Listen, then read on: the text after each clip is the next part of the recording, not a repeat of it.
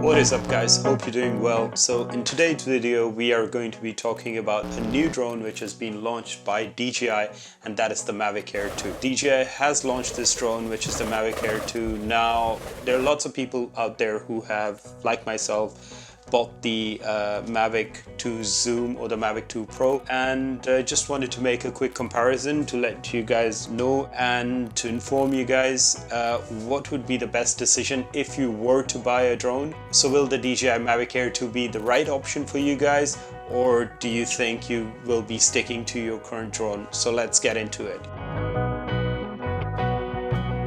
So the first thing is the price. This is a very expensive drone. So as you know guys, the Mavic 2 Pro and the Mavic 2 Zoom both are roughly between 1,000 and 1,100 pounds. It depends if you're buying a slightly second-hand drone or if you're buying it off the shelf. It's brand new, but the official price is 1,099 pounds in Britain, and you can convert it into US dollars, whatever the price is. In terms of the Mavic Air 2, the price is 769 pounds, which is obviously less than the Mavic 2 Zoom and the Mavic 2 Pro. Of course, there is a trade-off, and we'll see what the different features are. Now, on paper, it seems to be that the DJI Mavic Air 2 is a very much promising drone, and it really seems to be. I've looked at the videos, I've looked at the reviews of other YouTubers, and they've they're convinced that DJI Mavic Air 2 is the next level drone.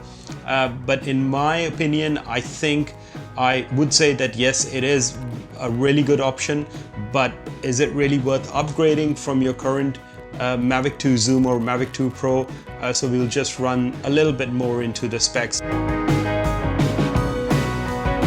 The sensor size on the Mavic 2 Zoom is just 1/2 of an inch. So that's a very small sensor size, but it does shoot 12 megapixel photos which can be enhanced, and it's got HDR as well, which the Mavic Air 2 also has an HDR function, so it shoots in a higher resolution. And the Mavic Air 2 has a half-inch sensor, which is again, it's of course, larger the sensor, the better the image quality. In terms of the video shooting, this can shoot up to 100 megabits per second bitrate, whereas the Mavic Air 2 has got a bitrate of 120 megabits per second. So the Mavic Air 2 can do a 8K hyperlapse, and the Mavic 2 Zoom can just do a 4K hyperlapse, but you have to save the file as DNG, and then you have to manipulate it in your editing software you're using.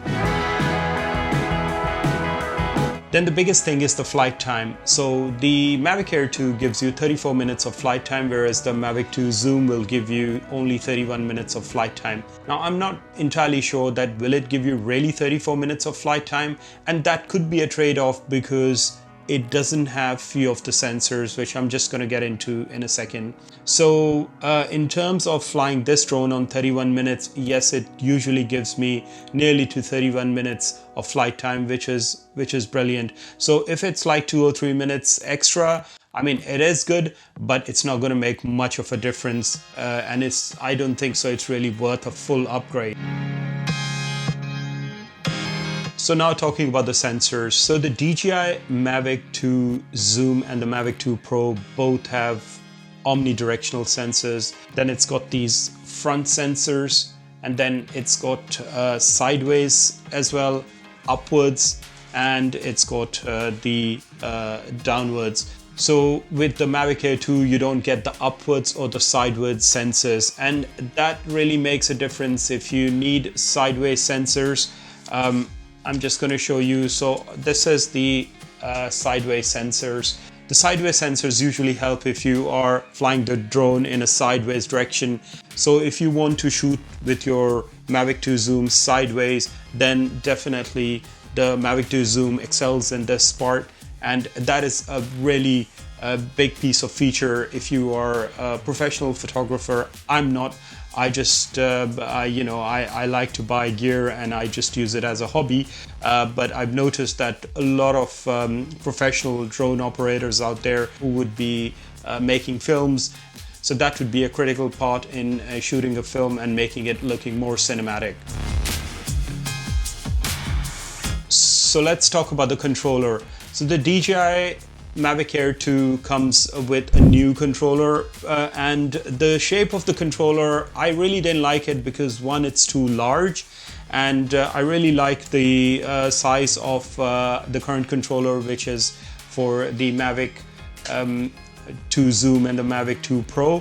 And over here, these legs can be fiddly, where you can stick in your mobile phone, but I personally think that the new controller is not as handy or as good looking or sleek as this one, because it's slightly large, it's quite bland on the front because this has a screen, so that really appeals to the aesthetics of the controller. But in terms of functionality, yes, it's got OcuSync 2, and this one's got OcuSync 2, which is DJI's latest technology in transmission. So it does have the 2.4 and the 5 gigahertz band, which it can jump on, and so that the reception can be more better.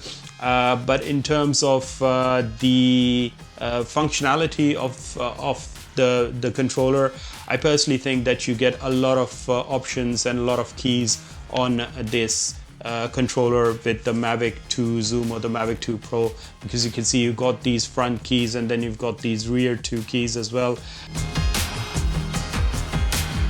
The Mavic Air 2 has got the latest Active Track 3 and Point of Interest 3 function built into the software and the hardware apparently, but whereas the Mavic 2 Zoom and the Mavic 2 Pro, they simply have the Active Track 2 and the Point of Interest 2. And what that means is basically when you're flying the drone and you are pointing at an object, and that object basically hides behind another object, and so with the Mavic 2 Zoom, it'll be hard to predict the trajectory of that object.